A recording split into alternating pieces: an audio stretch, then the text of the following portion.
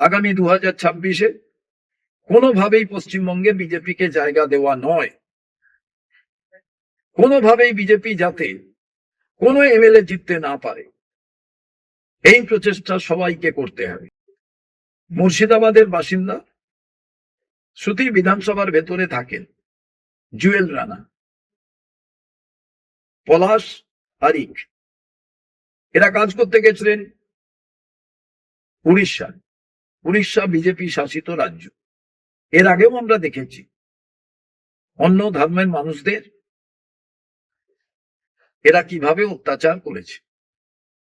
বিজেপির যারা সমর্থক, বিজেপির যেখানে সরকার আছে, এই অন্যায় অবিচার চলতেই থাকছে।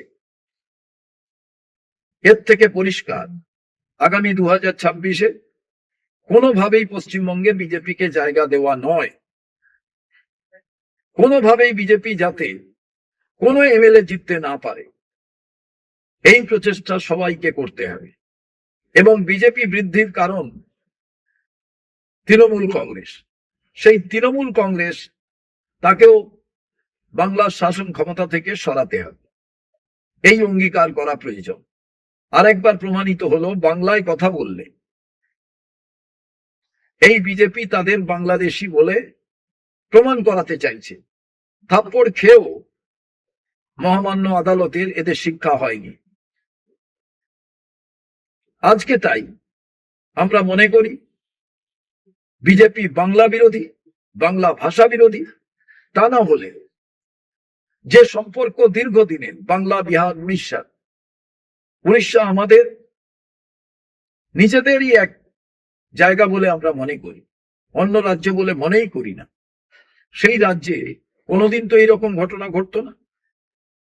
ডবল ইঞ্জিন সরকারের পরিণতি এটাই আমরা জানতে পারলাম এক একটি প্রাণ বিসর্জন দিয়ে। তাই কেন্দ্রীয় সরকার ক্ষতিপূরণ দিক 30 লক্ষ টাকা, রাজ্য সরকার দিক 20 লক্ষ টাকা, এবং কেন্দ্রীয় সরকার রাজ্য সরকার মিলে জুয়েলের পরিবারকে, পলাশ এবং আরিকের পরিবারকে একজন করে চাকরি দেওয়ার দাবি আমরা জানাচ্ছি।